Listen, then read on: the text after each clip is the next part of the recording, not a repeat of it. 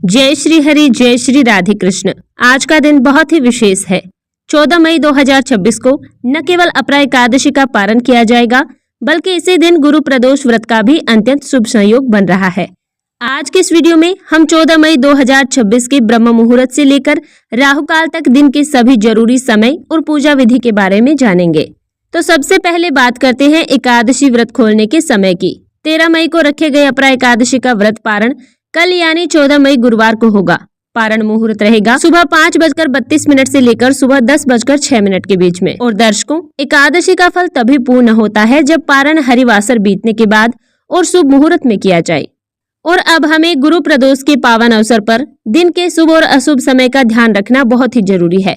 तो 14 मई 2026 को ब्रह्म मुहूर्त का समय रहेगा सुबह 4:06 से लेकर सुबह 4:49 तक।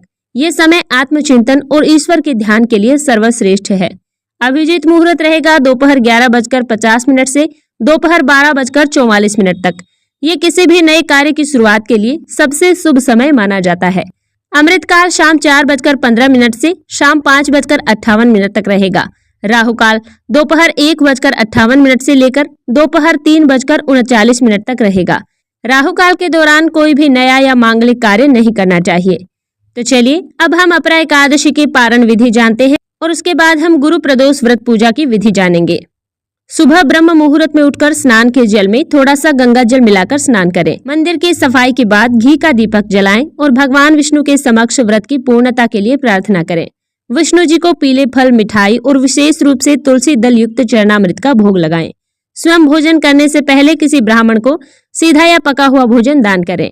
अगर संभव न हो तो गौशाला में गाय को हरा चारा खिलाएं। ओम विष्णवे नमः मंत्र का जाप करते हुए जल और सात्विक भोजन के साथ व्रत संपन्न करें। अब हम गुरु प्रदोष व्रत पूजा की विधि जानते हैं। गुरु प्रदोष व्रत की पूजा का जो शाम का मुख्य समय है वो शाम 6:55 से लेकर 9:05 तक रहेगा। शाम को फिर से स्नान करें, हाथ पैर धोकर शुद्ध हो जाएं और पीले वस्त्र धारण करें। उत्तर या पूर्व दिशा की ओर मुख करके बैठें। शिव परिवार की मूर्ति या चित्र के सामने दीप प्रज्वलित करें। शिवलिंग पर सबसे पहले गंगा जल चढ़ाएं, फिर कच्चा दूध, दही, शहद और अंत में शुद्ध जल से अभिषेक करें। महादेव को चंदन या अष्टगंध का तिलक लगाएं। उन्हें 11 या 21 बेलपत्र अर्पित करें, जिस पर ओम नमः शिवाय लिखें। गुरु प्रदोष होने के कारण महादेव को बेसन के लड्डू या पीले फूलों की माला अवश्य चढ़ाएं। गुरु प्रदोष व्रत कथा का पाठ करें। इसके बाद शिव चालीसा और अंत में कपूर से आरती करें।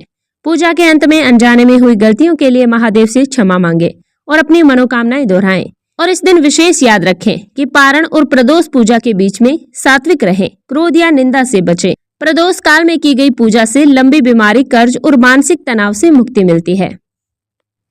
तो दर्शकों, ये थी अपरा एकादशी की पारण की विधि और आने वाले गुरु प्रदोष व्रत की संपूर्ण जानकारी। मैं आशा करती हूँ कि ये वीडियो आपके लिए उपयोगी होगी और गुरु प्रदोष व्रत कथा का श्रवण करने के लिए हमारे चैनल को सब्सक्राइब कीजिए। जय श्री हरि, जय श्री राधे कृष्ण।